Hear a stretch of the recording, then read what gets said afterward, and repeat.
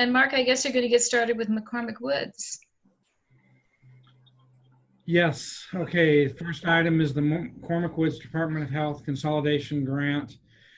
And one of the key things that Jackie's been researching as we look at consolidating the 580, 660 is the fluoridation issue. Mm-hmm. She did get an opinion from our city attorney to have fluoridation. And so I guess, Jackie, I've got Charlie's email. Do you want me to let you share the screen? Well, no, she didn't want this published. Okay. I'm just going to basically answer the question. So the question was, do we need to have a vote of the people to do this? Correct, Jackie? Yes, because we have not been able to discover exactly how fluoridation came to be in the city of Port Orchard. We did, if it was a vote of the people, then we were wondering, does it, if we don't know, and should we assume the worst, that it was a vote, and then do we have to unvote? So that was the question we posed to Charlie. Right, and so her response is no, the city may connect the two water systems and introduce fluoride in the McCormick Woods system without holding an election. So we may choose. I think John's got some background on this. Right. Well, Rob, I think you were even on the council when we last dealt with this, but we had this issue raised with the overall city system or the pre-McCormick system. Mm-hmm. And we went through a lot of public debate. I know that Nick Littleton's wife was the one that kind of started the whole discussion on this. And I think, didn't we do kind of a quick and dirty survey online? Yeah, we already knew that. I guess I wish you guys would ask some questions, because we did this body of work previously. So we knew we didn't need to take a vote to the people. We did do a survey in the community. Well, it wasn't, we had 400 or 500 people participate, and it was slightly favored that we retain fluoride. My point was that as a result of that, the city council took a position that we were going to have fluoridation in our water system. We were restricted from doing that because of the intertie agreement with the city of Bremerton for the McCormick system. Right. And respecting that they actually did have a vote in Bremerton that said no, that they weren't allowed to have fluoridation, so the two should never mix. So once we separate from Bremerton, in my opinion, it falls under the city of Port Orchard's water system, and we've already taken the position that it's going to be fluoridated. Actually, yes, once the systems are intertied, that's our goal, is to have one water system. So we only have one water quality report and one water use efficiency report, one cross connection report, so on and so forth. And that is the state's goal and why they have consolidation grant money out there. And I can see now that when we have 11 and 12 designed, what we just need to do is have the equipment put in, not turn it on until we can actually do the separation. Right. Right. The reason this came up again was, so I know that we had done the survey and what the results of the survey were. The reason this has just come up is because of this grant, this consolidation to consolidate the 660, 580 with the 390, 260, is it's part of the process. So all we were doing was letting the committee know that, we'll be addressing this fluoridation issue in the grant in the consolidation study. And all we were doing was just confirming the need to have a vote or not. Right. So the conclusion is we do not need to have a vote. We have already had a history of fluoridating the water, and we will, once this goes online and is separated, we will continue to do that, correct? At this point, that's our direction.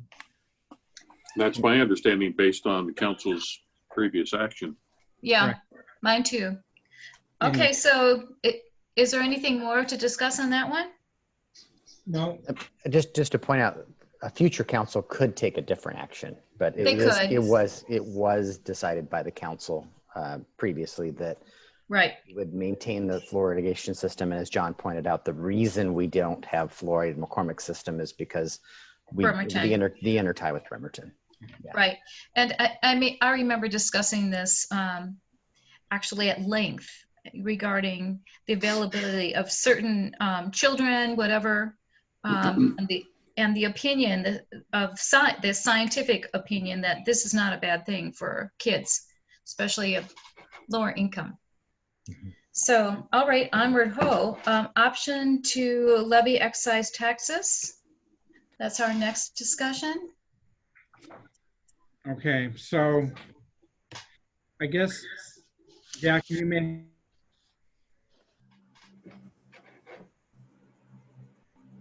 Looks like we lost Mark. Mark, Mark, you froze. have more information on. Okay, I didn't hear you, Mark, you froze. Yeah, everybody's been freezing up. The internet connection's unstable. And I Yeah. noticed the phone's down. So Steve's in. Yeah. So something's going on with your internet. Yeah, I'm just turning my video off. It seems to work better for me. Okay, well, I can turn my video off as well, but I know that there was something going on, so. So Does this were you have to do with the West Sound, whether we can levy tax on West Sound? I think it's in general. I think all we're doing is letting you know that there was a recent. Yeah, this came from the Association of Washington Cities, and it was a recent court case we were tracking in Federal Way, and one of the water districts in Federal Way, and the Supreme Court recently ruled that we can impose utility taxes. West Sound doesn't like it because they claim they don't have the ability to track their customers from our customers, but Noah and I, when we've talked about this, we kind of feel that's their problem. We would like some direction from the utility committee that we think we should be, tax. If it's within the city, why should some of our customers pay a utility tax and others not? And so Noah and I are prepared to move forward with it, but we need some direction from the council. well, I certainly agree with that. That is a fairness issue, and it makes sense. I know that West Sound may have additional costs collecting that tax and conveying it, but it's something that we do need, and I do believe in principle that should be collected. I think John, you got? No, Jay has his hand up. Oh, Jay? Yeah, curiosity, number of customers, idea of revenue. Would we look at making this, are we looking at essentially, where would these additional funds go, et cetera? It's a Just a little bit more information. We charge a 6% utility tax on all of our other utilities, whether it be cable. Correct me if I'm wrong on this, Noah, but I believe it's 6% on all the other franchise utilities, and we charge 6% on our utilities, and these funds go into the general fund. Right. And also, I mean, we've got quite a lot of development going on in the area that West Sound will be covering. So it's revenue that we need as a city. Do we know how much the revenue, proposed revenue is? It'd be a wild guess at this point. Mm-hmm. So how do we want to move forward on this, Rob? John's got a question. John's got something. Well, I got a little bit of a nuance onto this. We're talking about West Sound customers in the city, but we also have the city of Bremerton customers in our city. I'm not quite sure how to deal with Bremerton. Bremerton, I'm assuming, is assessing their own utility tax on our citizens because they're the ones that are providing water to folks in our city. How They would, they could choose to do that. well, I'm assuming that the city of Bremerton is assessing a utility tax and all their, I'm only assuming, but the question is that we have the ability to impose this utility tax. I don't know that we can pick and choose.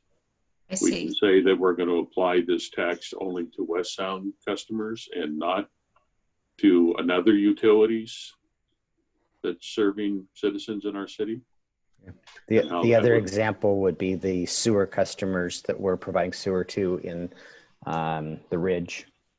Well, it's not the Ridge, but what are those customers, Tony? That what's that development right off of Anderson Hill and Old Cliff down on the corner there? Are those our sewer customers, or those go down the hill to Bremerton? And Ridge 1 and 2 is ours. They supply the water. Bremerton supplies the water.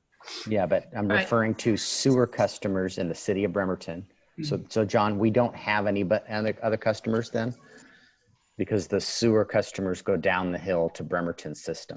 We don't have any. I'm talking about the water customers, Rob. The water, We the don't. folks that live in We the don't. grid. We don't provide. I realize that we don't provide this. Bremerton could choose to impose that upon us. Let me finish, please. Okay. West Sound Utility provides water to our citizens on the east side of our city. Mhm. The city of Bremerton provides water to our citizens on the west side of our city, i.e. the True. Ridge. Yes. We have two utilities, two different utilities that are providing the same service. We're talking about imposing a utility tax on those two utilities. So my question is, West Sound, I don't think charges a utility tax on the citizens to the east. Is Bremerton charging a utility tax to the citizens to the west? And if we impose this, we would be putting our tax on top of their tax. That's my question. Mm-hmm. Well, we wouldn't be taxing ourselves. We would only be. We're not taxing, we're talking about our citizens that live in the Ridge, right. that are in the city of Port Orchard, but receiving their water from the city of Bremerton. Right. Right. So Bremerton would be the one that either is or could impose this tax on us, just like we had imposed on West Sound. Yeah. How, I don't understand, Mark, if West Sound is providing water to our citizens, Right. and the city of Bremerton is providing water to our citizens, how does that differ? If we're talking about imposing our tax on their utilities, we would be putting our tax on top of the West Sound billing, and we would be putting our tax on top of the city of Bremerton's billing, correct? Yeah, if the city chose to impose a tax, a utility tax, then we would look to the city of Bremerton to collect that tax, just like we would look to West Sound Utility District to collect that tax. And we would look to our finance department to collect that tax on the people that receive water within the city. Correct. We would look to those two utilities to pay us our tax. Right. And my Correct. question ultimately gets to, and I'm only assuming, I don't know if anybody knows this, but if West Sound is not charging a utility tax on their water bills, and the city of Bremerton is charging a utility tax on their water bills, we would be putting our tax on top of the city of Bremerton's tax. And I'm just curious for what that would be. Right. So that's something, that particular issue is something we're going to have to look at, because the particular case law that came down had to do with water systems, not city to city. So I don't know. I don't have an answer for that. I'm assuming it's a utility to utility, and like most of our utilities, they're an independent operation from city. They have to be treated as their own entity. So I'm only assuming, these are all questions that I guess need to be answered. Is there a difference between a utility that is operated by a junior taxing district, i.e. West Sound, versus a utility that is operated by the city of Bremerton? I don't know. Fortunately, our legal firm, while they do serve cities, and our attorney is a municipal attorney, their primary business is utility customers. So I'm sure that Charlie and her firm can answer that very easily for us if we ask the question. At the end of the day, I would like to be able to impose that tax because of the equity issue that we talked about earlier. Mm-hmm. The citizens that are getting water from the city of Port Orchard are paying that tax, so should the other citizens. But I would like to know what that impact is, though, on our citizens that happen to be in the city of Bremerton's water service area. That would be the only question. Right. Well, we can follow up with Charlie and bring this back to another meeting. I just Googled it too, and I don't see anything on their list of rates and charges that speaks to any utility taxes. Where, Jackie? The city of Bremerton. Okay. Yeah, they do, because they were one of the cities, or was it Paulsbo, that was charging very high utility taxes in the downturn in the economy. I'm confident Bremerton has a utility tax. So it's something we've got to research further. Well, do we have the authority to ask Bremerton to return that to us or not? No, we don't, right? Because we do? I think so. The court just ruled that we have the authority to impose our tax. Now, who collects it? I don't know, I guess. Yeah. Right. We don't want a double tax. We don't want that. Right, but just a matter of, is it included in West Sound's bill and then West Sound gives it to us? Or does their water bill come with two different return envelopes, one to West Sound and one to the city of Port Orchard? I don't know. Yeah.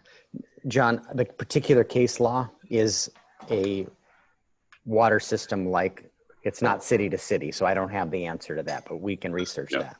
Okay. All right. Okay. Sounds good. Yes. So it seems like we are in favor of trying to capture that tax because the city does need the revenues, but we don't want a double tax, right? And we need more information. Well, we just need to know what the impact is going to be. So Yep. Okay. We'll follow up with Charlie and then bring it to another meeting. Okay. Onward. Okay, so the MPDS industrial permit. So Ecology manages a number of MPDS permits. There's the construction permit. There's our phase 2 permit, which is our municipal permit. These changes that are in your packet. These are specific to industrial and don't have a huge impact on the city in general. The reason I wanted to just give you guys a heads up on this is there is some changes that potentially come through this industrial permit that might find their way into the next round of MPDS phase 2 permits. So this is really just a high level. Ecology's on the move again, making revisions to their MPDS permit. Right now it's just the industrial permit, but the concern is we'll start seeing increased compliance requirements on our MPDS permit. Mark? Yeah. Quick question. Does this have anything to do with our decant facility and what's going on with that, you know? No, this doesn't really have anything to do with our decant facility. And the only thing I can think of, because that goes to sewer. So we don't really have a stormwater discharge out of the decant. That all goes to the sewer. John, were you asking about the decant facility because of the inability for SCORF to dump there? Well, no, I just know that there was some issues, but I first off wanted to know if this permit issue was going to affect the decant, and clearly it doesn't. And then subsequent, are we having issues with the decant facility? Yes, we are, and it's on my list of things to have our engineering consultants work on through the on-call contract. But if I ask them to work on that currently, it will pull them off of finalizing our water system plan, and I wasn't willing to do that. So it's on the list of things, but I'm waiting for the plan to be done first. Okay, thank you. This will affect undeveloped lots that are zoned industrial if they put in an industrial facility. And the only issue that I know of up at the decant facility, and correct me if I'm wrong, Jackie, is there's a few retrofit things that we're wanting to do, but the issue with West Sound was that the system was never designed to take the liquid that's processed out of their new screw press, and they're wanting to dump that to our facility, and that was never the intent, was for that to be a location for that sludge to be dropped off and dumped and somehow decant. So I think we've just pretty much told West Sound, no, because didn't we get a bunch of it dumped up there and there's a big sticky mess? What? Yes, you're correct. And I think that it may end up that they can't ever decant there, or they can't ever dump there again, but that's a question for when it's re-engineered to have the final decision. Okay, I didn't want to go down a rabbit hole. I'm sorry, I just was curious, so thank you. So since you opened the rabbit hole, John, is that since there's a need to re-engineer this thing, are they paying for that or are we? What's the reason for re-engineering it? Mm-hmm. It's because it was designed poorly, and Pace is who engineered it, not BHC. Oh. Okay. Oh.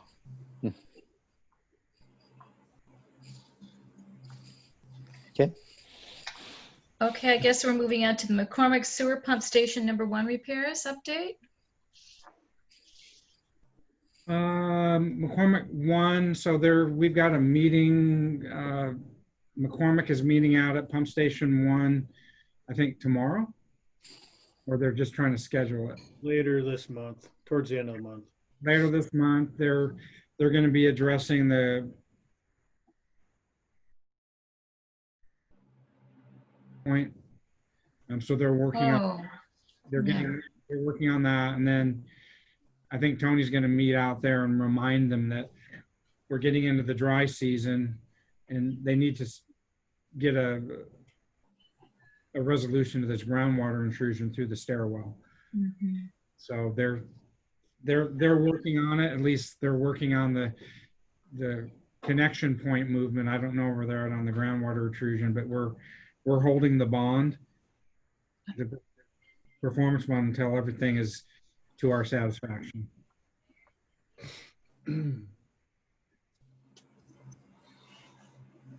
All right. So that's where we're at on that. 580 zone, correct me if I'm wrong, Jackie, well 12, other than doing the initial pilot hole where they've determined that it is a viable source, I haven't heard anything of late that they're working on that. Yeah, Robinson Noble did some testing out there, and I do not have a report on it yet. Okay, so they're still kind of working on that. The 580 tank, have we approved? I know that we were reviewing. Are we still reviewing the final plans for that, or have they been approved? I believe the foundation plans have been approved thus far. Okay, because I know they were hoping to do the foundation only, and so DCD must have accommodated that. Nothing's happening on the 580 transmission. Mark, why are they only going to do a foundation? They wanted to get the foundation going because to meet the time frame, because of the time lag that it's going to take for the fabrication of the steel, I believe. Okay. Yeah, Rob, they just didn't want to hold up the whole project waiting for the entire thing to be approved. So they asked for a foundation only approval so they could start construction on the foundation. Okay. And the transmission line, Mark, remember that McCormick Communities has asked for a 1-year extension on that. Right. Because haven't officially granted yet, but. Yeah, they had, at one time, they were definitive that they were going through McCormick West, because it would have made sense to taken that distribution main or transmission main and then combined it into a distribution. But I think the McCormick West is further down the line to develop. So I believe last I heard they were going to go down Clifton. Yes, that's correct, Mark. They are going to go down Old Clifton Road, and the reason that they're not going through McCormick West is because of all the wetlands in there, and the water main ended up, when they gave us preliminary designs, it looked like a snake. And it would have been so much more pipe than, they were trying to stay out of the road to keep the costs down, but it would have been so much more expensive laying that much more pipe. Right. And the splash pad. To back up for a second there. So by them going down Old Clifton, does it help us with the intertie of the two system, bridging that gap? It doesn't help or hurt. Yeah, Okay. it's just what's needed to make that happen. Okay, thanks.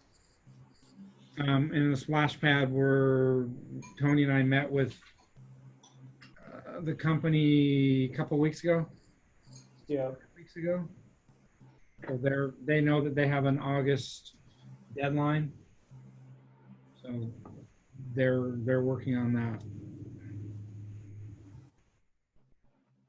What is the deadline? What happens in August? I just put a deadline of August 31st to have the design done and ready to go to add. Okay.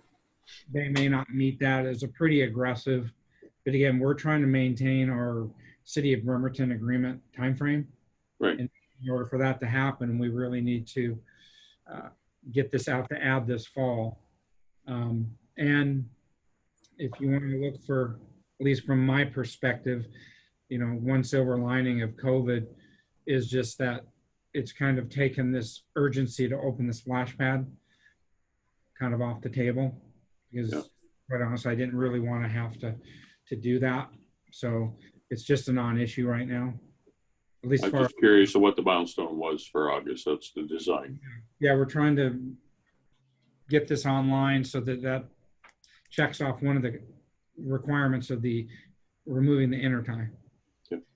The big thing too is that we have until, I'm doing this off the top of my head, but I believe it's May 1st of 2021 is when they're going to start charging us for that water again.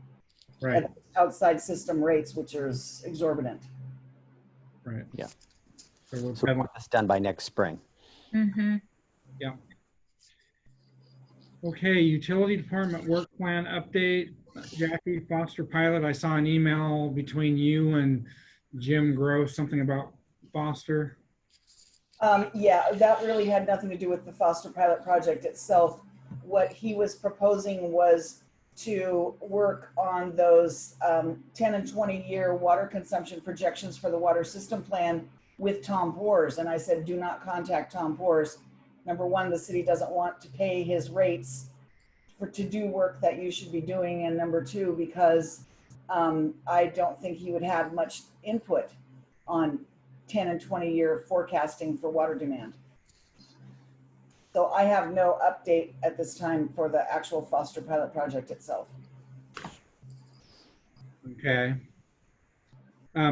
So just kind of moving back in your packet. Oh no, we're coming up to it. We're at well 13. So in your packet, there's quite a number of documents. So as you know, the well 13 project has 4 different contracts. We have the site clearing, which Scarcella did, that's done. We then had the well drilling, which in the packet, you've got really a lot of documents that are the closure of that. It's the water well report, the formation log. It's basically the information that we need to move into what will and the third contract is the one that's just gone to add or is going to add. That's for the water main work over by Maple. That's contract 3. The work we're doing right now, closing up on well 13, is BHC designing ultimately contract 4, which is the actual water treatment if we need it, the pumping, everything up at the well 13 site. And at this point, the direction it looks like we're going to be going, which is, I believe, good news, especially since we think we're going to have some additional costs over on the water main side, is that it appears that we're not going to have to do treatment for manganese, but we're kind of on the cusp. So what we're going to do is design the system such that we can retrofit in the future, 5, 10, 20 years out, put in the ATEC tanks, but everything will be plumbed so that that could just be added in from both a backwash standpoint and a system design. We've asked BHC to design the system as if the tanks were there, but not actually install the tanks. So we'll have a cost savings, and we'll have the ability to add treatment if the MCL, the maximum contaminant level for manganese, somehow drops. So we're trying to cover our base, but also save money. And I believe that's where we're at right now, because that's about a $300,000 savings for the treatment. Anything to add, Jackie? Just one point of clarification. Iron and manganese have actually secondary maximum contaminant levels, or S. Yeah, because they are considered aesthetic issues at this time. However, there is some talk that at some point EPA may pick that as moving it from a secondary to a primary standard. So, and that's what we're wanting to accommodate, is if it becomes a primary. How close are we to the standard? Because I know at well 9 that was such an issue, we didn't do it. Mm-hmm. We're at 0.3, and the secondary maximum contaminant level is 0.5. Well, 0.03. Sorry. I'm sorry. You're right.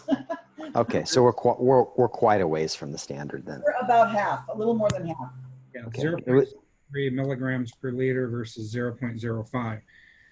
So we're not going to have to do treatment. But again, like Jackie said, if the EPA suddenly goes, we're going to now make this a primary instead of a secondary, then things get more interesting. So we just want to design the system so that it's an easy retrofit project in the future. An easy $1 million retrofit project. Yeah. It's a lot cheaper because of what we're doing now. But FYI, I did bring this up and give a little presentation on this at WaterPack. And Jocelyn Gray, who is our engineer for Department of Health for Kitsap County, piped up and said there's no plans whatsoever, nothing even being discussed about changing manganese from SMCL to a MCL. But then I pointed out, well, you never know what EPA is going to do. So. All right. Oh, and the other side of it too is, along with manganese, often iron is present, and we had a non-detect for iron in that well. Oh, cool. Yeah, so we've hit some pretty good water, we think. Okay, and then so that's contract 2. Contract 3 is the Maple Avenue water main, and again, I believe that's Up for bid. It's ready to advertise, or it has advertised? I believe it's advertised. It's within the we're right in between the two advertisements right now, I believe. Okay. And then well, 11, that 30% design that Murray Smith is working on, that's moving ahead. They're working on that.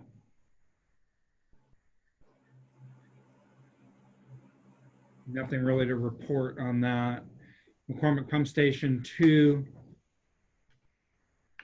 In your packet, I did include the advertisement for the project. I just didn't know if it had been published, but actually it was published in the Independent on July 10th and in the DJC yesterday. So it is out. And then on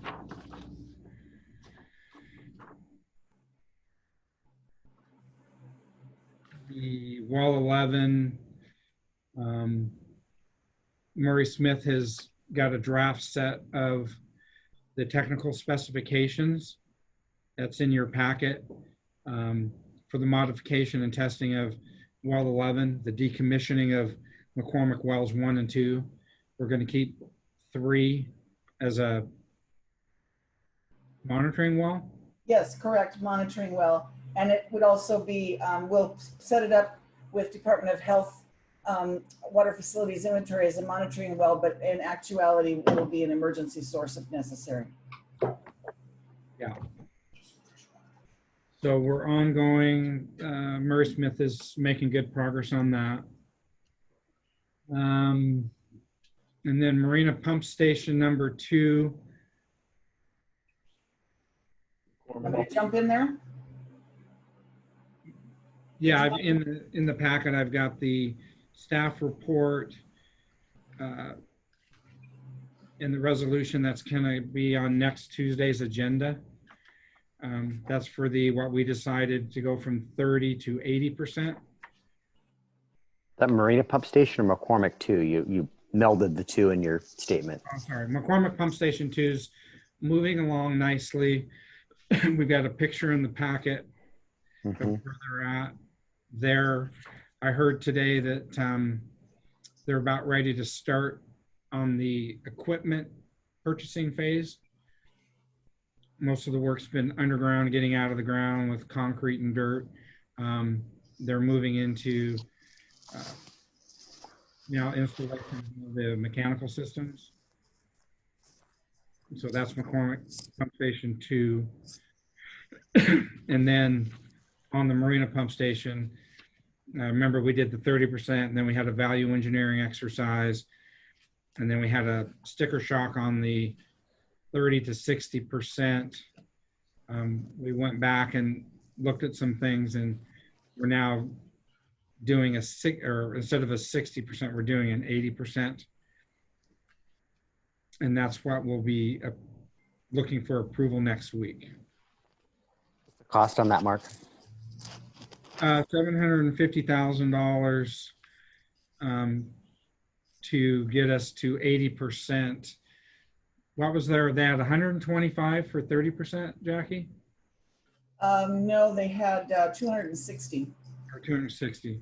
So we went back and we looked at the loan, the standard percentages, and these were in line with industry standard.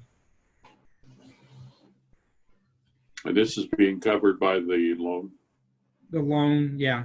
Yeah. And one thing we did on the value engineering, remember that we had a $15 million sticker shock. I think that total project cost is now back down to $8 million. That includes the Cofferdam Observatory Foundation, which they're going to look at, because I remember a conversation that said that it could stand alone and that we could literally just let that cofferdam, that steel cofferdam, just go, rust away, and it's not going to affect the structural stability. But they're going to verify that, see whether or not we have to do anything or not. So that's part of this 80%. So that'll be coming to committee next week, or the council, for approval. And then the general sewer plan amendment, that's also going to be on next week's agenda on the 28th, which is adopting the ordinance, adoption of this general sewer plan amendment. It's not the update. The actual update will happen next year. Remember, this is just an amendment because of this sewer CIP project list that we did for water and sewer based on the water system plan, and then everything that's coming out of really Basin 7, the recent building frenzy out there. So we updated our capital improvement plan, and that changed significantly that we didn't have a document to capture those changes in like we do the water system plan. That's why we're doing this interim amendment to the general sewer plan. Is that accurate, Jackie? Yes, we realized that our existing general sewer plan did not include the improvements that we now know and didn't at the time are necessary in Basin 7 to accommodate the growth. And without them in our general sewer plan, two things happen. Number one, we don't have a blanket authority or approval from ecology, so we have to go to them for every single project. And the second thing is it's not included in our sewer capital facilities fees, so we're not able to give developers any kind of a credit. So those were the two reasons, and we got it into the city's comprehensive plan, and now we're filling in an amendment to the general sewer plan to match the new city comprehensive plan. Right. And will be discussed later this evening at your work study council or work study meeting. Yeah, tonight we're going to focus just on, because of what we just talked about the CIP changes for sewer and then the need to do this general sewer plan amendment. The conversation that comes out of this doesn't have to do with the rates or anything. It's simply with the new CIP looking at CFCs, and it is, does the city want to adjust their capital facility charges? So it's not, we're not taking any action tonight that has to do with the general sewer plan. That's next week. This is simply looking at capital facility charges. So I think that's it, other than our next meeting is the routine is scheduled for August 18th, and we'll determine if where we're at on things, if we need to have that meeting or postpone it. At the back, you mentioned whether or not we want to adjust our capital facilities charges. I don't think we have any choice but to adjust our capital. We need certain improvements in the plan, and we don't have the money to pay for them. And that's where the capital facilities charges need to be increased to cover those capital projects. And by putting them in the plan, as you spoke to, it allows for developers, which they're willing to do, the larger developers, pay for those improvements and get a credit back from us. So correct. My statement was a staff level statement. Yeah. Okay. We're being very intentional of not making assumptions. Yeah. Okay. Mark, you questioned whether or not we are going to need the August meeting. And when I look at the future agenda items, I mean, that's quite a list. Is there anything on that list that's time sensitive, or I'd see a lot of them are just updates, but yeah, this future list, I've had this at the bottom of the agenda for years. That's the future isn't like what might be coming up immediately. This is just more of a placeholder for things that I know are out there looming, like the marquee and the street lighting. These are just so that they don't get lost. Anything that we would have on the 18th would be more specific updates to what our today's agenda is. I'm thinking, the discussion items more so than the updates. Not that there are any time sensitive issues, but the Blackjack Creek homeless camp abatements, that sort of stuff. Yeah, cross connect controls. Yeah, there's actually an update on that. Where the city had been mandated to clean up that big encampment down there. The Department of Health is coming in this weekend. So we're doing a little bit of work the rest of this week to make things accessible for them, but they're actually going in and doing that. So we could probably take that off the list for the next meeting. Because I only use that as an example. I wasn't intending to get into it, but just, it's up to you. I mean, you've got the list. A lot of them are updates, but if there's anything that's time sensitive, that was the only question. Yeah, no, I think the only thing, there's nothing on the future items that I see are time sensitive. But on today's agenda, there may be things that are time sensitive, but if they're not, I won't propose to have a meeting just for the sake of having a meeting, especially in August when people are wanting to take vacation.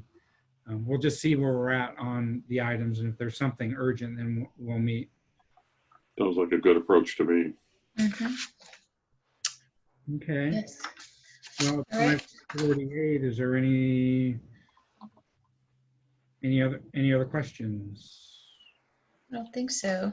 Just On one the- comment, unrelated. Jay, look in your box down at City Hall. You got a couple gifts there. Thank you very much, John. Thank you for the masks. Thank Rob, you bought them. Oh, thank you. Thank you, Mayor. Actually, you guys bought them. But Okay, you we'll guys pat control each the other budget. on the Pat back. each other on the back. Yeah. Okay. You authorized it. I The did cover August- part of the cost, so.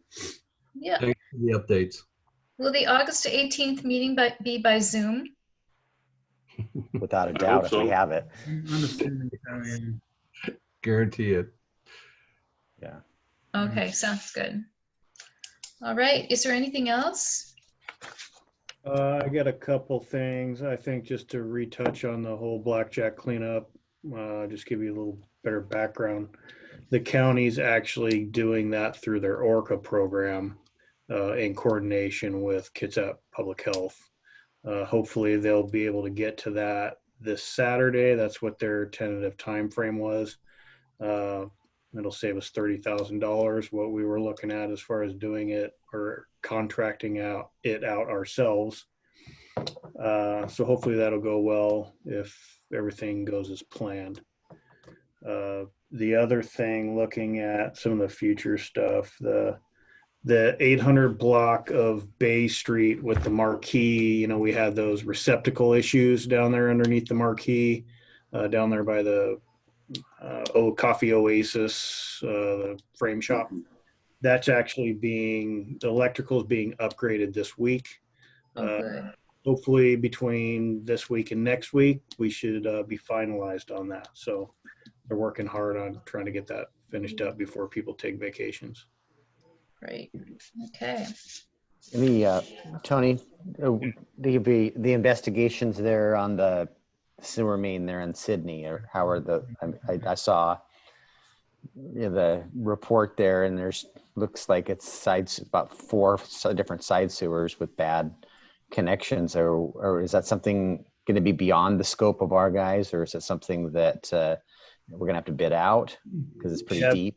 Yeah, me and Mark have been discussing that. We're going to come up with a pretty extensive scope as far as repairing that line, reestablishing the laterals, getting clean outs put in the right of way. And lining the main. Yeah, fixing the manhole that's at Kitsap in Sydney, which is just a brick and mortar manhole. It's actually falling inwards. We'll get that one reestablished, put an actual structure in there instead of that, and then also lining that section of main from Kitsap all the way up to DeKalb. Are you going to be able to line it and not have to replace it? If we can, yeah, we should be able to line it, and that'll last another 50, 60 years if we can get in there and get that done. Okay, so we'll only have to dig up the one panel then that's sinking? No, it's going to be more extensive than that. They're going to have to do probably the 2 panels to repair the main, and then the panels to get all the way to the right of way. So you're talking 4 to 6 panels probably. Okay, is that something we're going to have to get to this summer before winter? We're going to be working on the scope and come up with a detailed schedule of values between me, Mark, and Chris. And then depending on what the engineer's estimate is on it, that'll dictate how we procure it. So. But I think that this is something that we can bid out this year. We'll get it in the budget to get started this year. I think this is something you could do over the winter, just because of, for the most part, you're working on a hard surface. But you can't pour concrete. Well, you can. I mean, you can use plasticizers that have heat that cure faster. But again, I think this is going to be it's something well beyond our ability. And then, so we potentially have a fairly long-term detour. So we're looking at all those factors. Since the stormwater is inadequate to non-existent along there, does it make sense in that block to set a couple structures and put a storm line, since you've got most of that tore up there too? I don't know what we'd connect it to, though.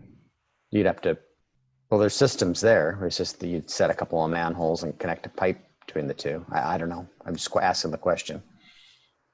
I don't want to cut. It just has those turret styles, Mark, those little 3-inch ones that run along the corners. I think the whole project in itself. When you do storm drainage, the most important thing is you work from the outfall up. Okay. Capacity. So it's something that we could look at, that the system downstream is inadequate. And yeah, I agree with the mayor. If you're going to break up the concrete, do as much in there before you re-pour it, so you don't have to tear it up again. So even if you're laying the pipe. Yeah. Is that the slab of concrete that's so thick? Yeah, it's 14 inches thick. Yeah, 14 inches thick. Mm-hmm. if not more. We're going to core to confirm. so hopefully when we reestablish that, we could, Mark was talking about, instead of maybe we could rebar it or put something in there where we can actually get a thinner, 8-inch or something that we can actually cut ourselves, because we don't even have the capability to cut that ourselves at this point. So is the sewer main that needs to be worked on underneath that, is that actually leaking? It's not leaking. There's Failing? there's That's a better term. that are coming in. Failing. Yeah, there's a few houses along in those alleys that sort of tie to it, and they have laterals that come into it. Yes, yes. They're having sinking issues, and And everything through there is clay.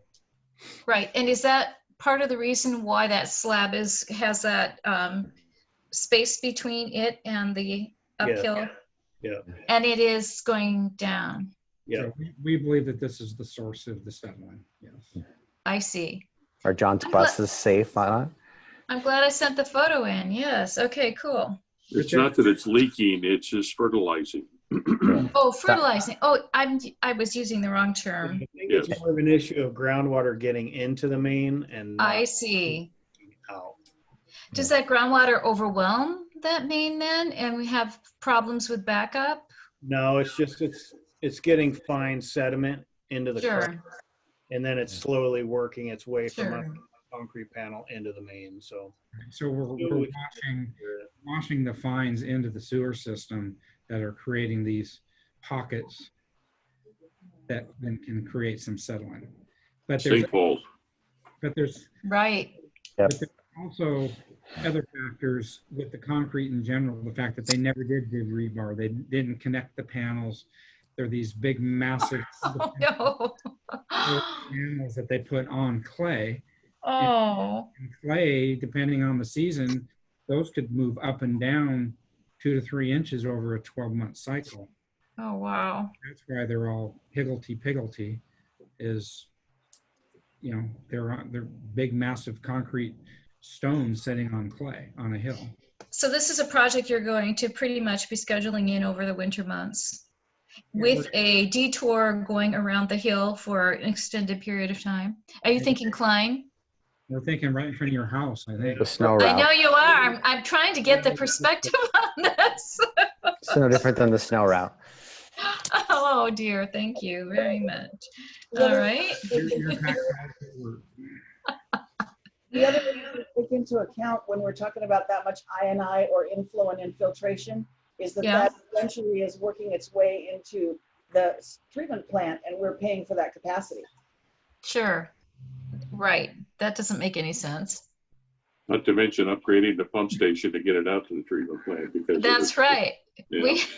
I mean, all utilities runs are like downhill. this. It does. It really does. All right. Okay, so with that said, is that pretty much it for this evening? I just have one question. I keep hearing periodically wave crashing. Mayor, is that coming from you? It's quite a ways away. We're 50 feet from the ocean. Oh, The mayor's supposed to be on vacation, but he hasn't been a very good boy. oh, I see. I was just curious what that was. So, I've heard big waves crash, but yeah, the ocean's right out the window. Yes. okay. Well, I didn't know the mayor was away. Okay. Isn't Zoom meetings wonderful? Thank you, Mayor. Zooms everywhere. Yes. How nice That- of you to attend while you're away. Yeah. So Well, Jay, when we come to Who the the mayor pro council, tem was, you wouldn't let him go either. yeah. Well, that's what I was gonna say. My video is spotty, so if I hang up, I mean, it's a work study tonight. I may need to hand the meeting off to you, if I. So just be prepared if I do what Mark did and I stop. You might need to just jump in. So, but I plan to be there tonight. Right. See you. Sounds good. Uh, All right. We'll end this officially at 5:58 then. Sounds good.